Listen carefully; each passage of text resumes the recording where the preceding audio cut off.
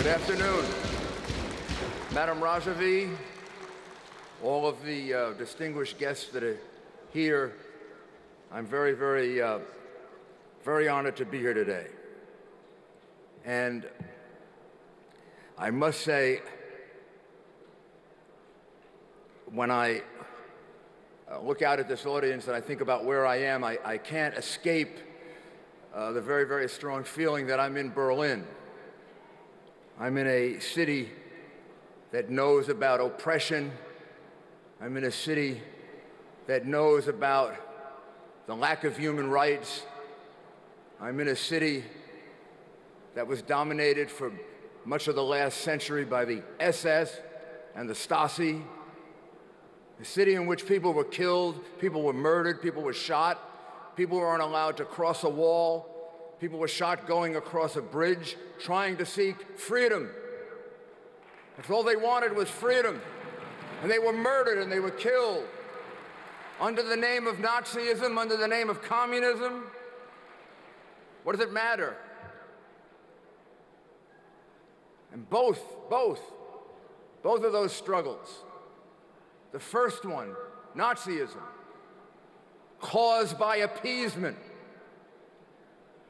caused by a West that refused to stand up to Hitler, caused by a prime minister of England who thought he had come home with a piece of paper that was going to guarantee peace.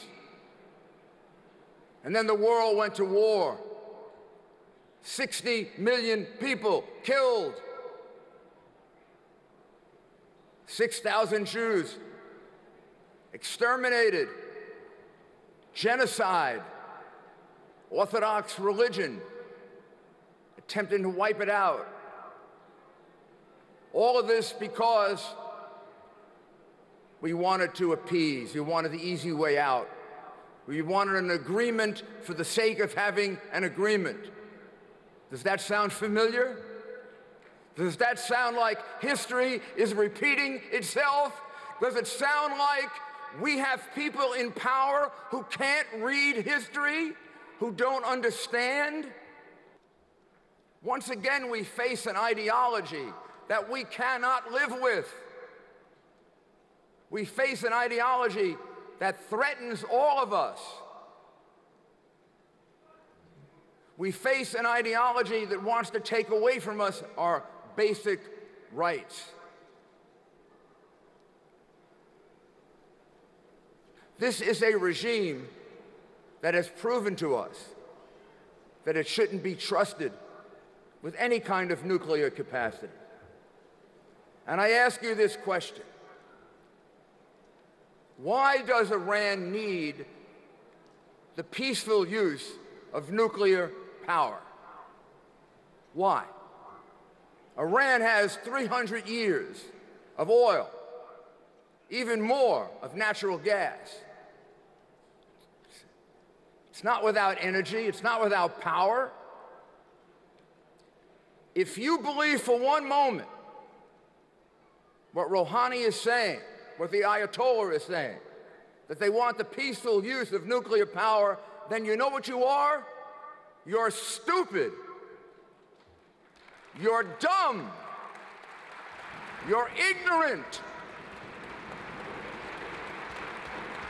Or you so desperately want an agreement that you will do what Chamberlain did. Take a piece of paper that is worth nothing and lead us into war.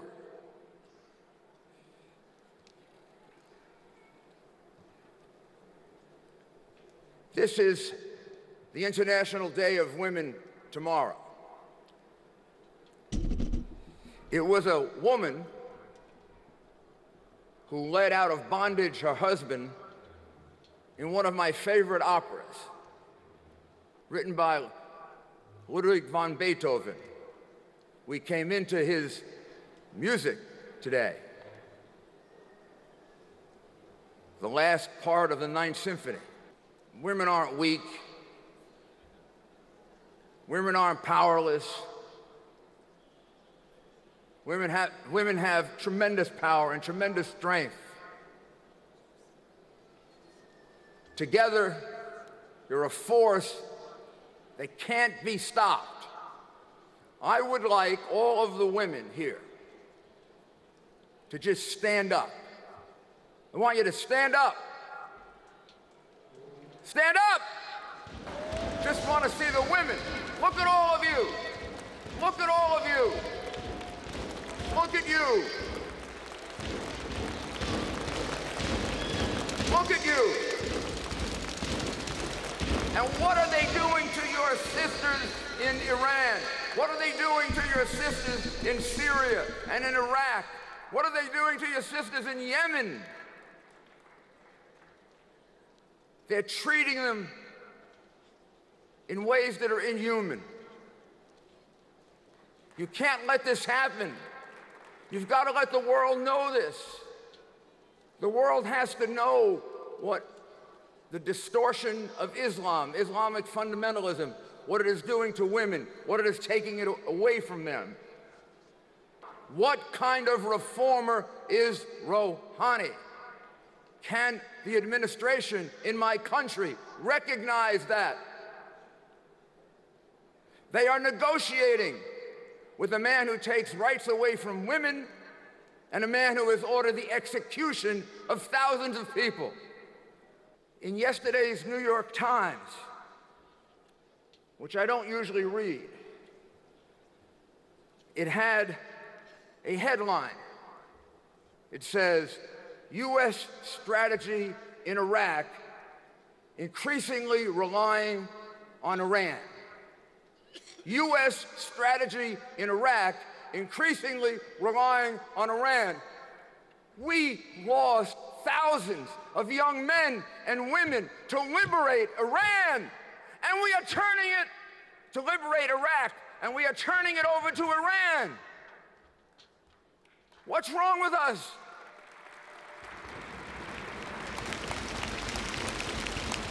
On the front lines in Iraq is General Suleiman, one of the aviators who fought in that war. Says General Suleiman, who he knew, is just a more stately version of Osama bin Laden.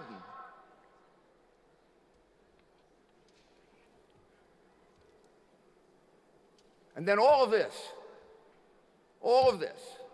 these terrible things that are happening to women, this terrible agreement that's being discussed. There's no alternative. We have to have this agreement. There's no alternative. Would you come and look here? Would you look at all of these people here? Can you see how many people are here in Germany?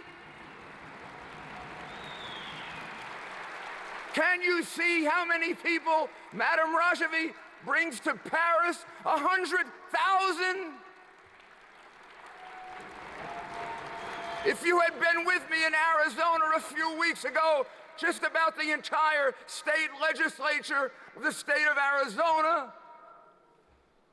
What do you mean there's no alternative? There is an alternative. It's very simple. Here's the alternative. A non-nuclear Iran, an Iran that has elections for its officials that are fair and honest, all religions or no religions. It should have a constitution that guarantees women equal rights with men. It should have a constitution that sets up the rule of law. And then we will have achieved what we owe to the people of liberty, because I conclude always by talking to them. We're talking, we're fighting, we're working very, very hard. And I admire all of you, and my admiration for Madame Rajavi is eternal. But the people on the line here are the people at the concentration camp called Liberty, that was created not just by Iraq, but by the UN and the United States of America. I feel great guilt for my country. I am embarrassed for my country. And if I stay up here a minute longer, I will probably start crying. My country promised every one of those people in liberty, gave every single one of them a piece of paper signed by an officer of the United States Army, gave them a promise that they would be protected by the United States of America. I sat in Senator McCain's office 3 weeks ago, and we looked at one of those documents, and I can't tell you what we said because it can't be repeated. But I am embarrassed and ashamed. My country should live up to its promise. Every one of those colonels, every one of those generals has been on a stage like this asking for our country to live up to that promise.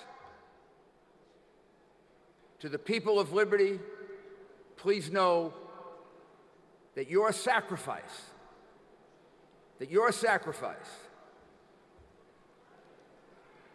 will ultimately be the reason that your country is liberated. And there is nothing more glorious, nothing more wonderful, nothing more fulfilling, and nothing that can make your life more worthwhile than to liberate your own people. 2 days later, we'll say, how did it happen so fast? You know why it happened so fast? Because millions of people are living in oppression. They need one thing. They need one leader. They need one action that will move them forward. And you, the women of Iran, the women of the Middle East, the women of the world, you can lead this. Iran is the most dangerous regime in the world. It should be removed for the safety of the world. And we should stand with the people of Iran who want to do that. Let's have courage and do not give hope. God bless you.